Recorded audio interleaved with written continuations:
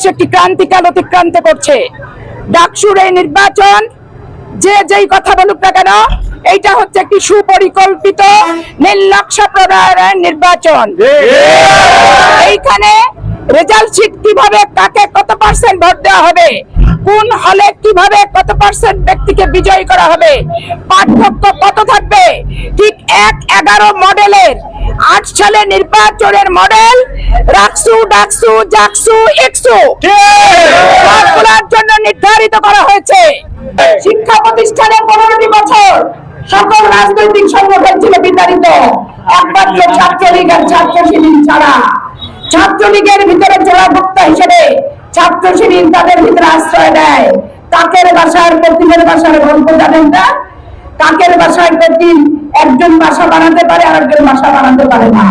যে বাসা বানায় তার বাসাতেই ডিম পারে আর ছাউ পারে।